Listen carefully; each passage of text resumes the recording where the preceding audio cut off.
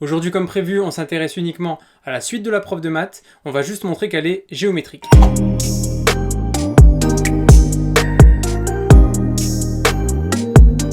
Alors, on retrouve nos deux personnages, le développeur, la prof de maths. Chacun vient avec sa suite. Dans cette vidéo, on avait dit qu'on se concentrait uniquement sur la suite de la preuve de maths. Donc ce qu'on va faire, c'est que la suite du développeur, on la met de côté, et on va se concentrer uniquement sur Vn égale Un-600.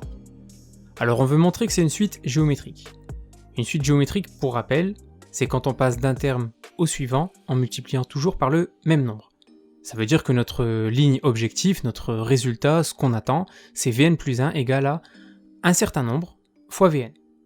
Ça veut dire que notre objectif commence par Vn plus 1. Ici, on a Vn égale Un-600, donc on va changer les n en n plus 1. On aura déjà fait un premier pas vers la réponse parce que maintenant, notre ligne commence par Vn plus 1. Alors Vn plus 1, Vn, on n'a pas trop d'informations là-dessus, c'est la prof de maths qui l'a sorti, ça sort un peu de nulle part. Par contre, Un plus 1, c'est la suite du développeur, on la connaît bien celle-là. Donc Un plus 1, on va pouvoir la remplacer par son expression, 0,6 fois Un, plus 240. Alors on n'oublie pas le moins 600, on est tellement content de réutiliser la formule du développeur qu'on oublie le moins 600 à la fin. N'oubliez pas de le mettre, il fait partie du calcul. Alors là c'est très facile, il faut faire 240 moins 600, en plus vous avez votre calculette, donc normalement il peut rien vous arriver. Et je vous remets encore le résultat. Vn plus 1 est égal à quelque chose fois Vn. Vn, on rappelle que c'est Un-600. Et j'ai volontairement mis des parenthèses pour vous faire cogiter, pour essayer de faire ressortir ça de votre esprit. On veut des parenthèses. Comment on fait apparaître des parenthèses? Ça c'est du collège, c'est en factorisant.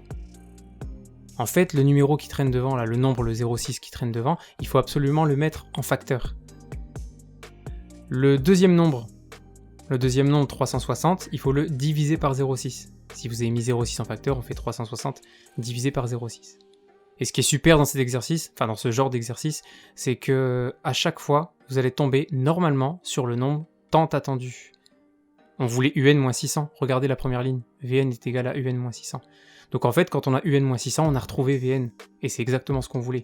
On a Vn plus 1 est égal à 0,6 fois Vn, et l'objectif est atteint, on a bien montré que Vn était une suite géométrique.